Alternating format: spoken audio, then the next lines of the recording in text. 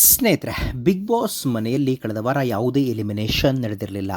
Elimination on hold ಅಂತ ಕಿಚ್ಚ ಸುದೀಪ್ ಕಳೆದ ವಾರ ಹೇಳಿದರು. ಹೀಗಾಗಿ ಈ ವಾರ ಡಬಲ್ ಎಲಿಮಿನೇಷನ್, ಮುಂದಿನ ವಾರದ ಮಧ್ಯದಲ್ಲಿ ಒಂದು ಎಲಿಮಿನೇಷನ್ ನಡೆಯಬಹುದು ಎಂದು ಎಲ್ಲರೂ ಭಾವಿಸಿದರು. ಇದೀಗ ಬಿಗ್ ಬಾಸ್ ಟ್ವಿಸ್ಟ್ ನೀಡಿದ್ದಾರೆ. ಬಿಗ್ ಬಾಸ್ ಮನೆಯಿಂದ ಮಿಡ್ ವೀಕ್ನಲ್ಲಿ ತನಿಷಾ ಕೊಪ್ಪಂಡ ಔಟ್ ಆಗಿದ್ದಾರೆ ಅಂತ ಹೇಳಲಾಗ್ತಾ ಇದೆ. ಈ ಮೂಲಕ ಬಿಗ್ ಬಾಸ್ ಮನೆಯಲ್ಲಿ ಈಗ ಉಳಿದುಕೊಂಡಿದ್ದು 7 ಮಂದಿ ಮಾತ್ರ.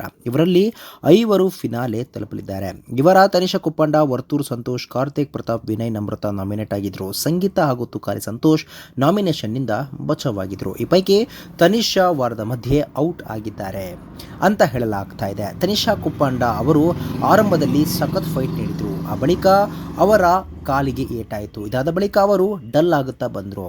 ಇಂದಿನ ಎಪಿಸೋಡ್ನಲ್ಲಿ ದೊಡ್ಡ ಮನೆಯಿಂದ ತನಿಷಾ ಔಟ್ ಆಗಿದ್ದಾರೆ.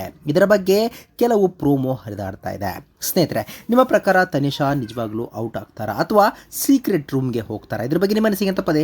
ಸ್ನೇಹಿತರೆ, ವಿಡಿಯೋ ಇಷ್ಟ ಆಗಿದ್ರೆ ಲೈಕ್ ಮಾಡಿ, ಶೇರ್ ಮಾಡಿ, ಚಾನಲ್ನ ಸಬ್ಸ್ಕ್ರೈಬ್ ಮಾಡಿ, ಹಾಗೆ ಬೆಲ್ ಐಕನ್ನ ಕ್ಲಿಕ್ ಮಾಡಿದ್ರೆ ಹೊಸ ವಿಡಿಯೋನ ನೀವು ಮಿಸ್ ಮಾಡೋದೇ ಇಲ್ಲ.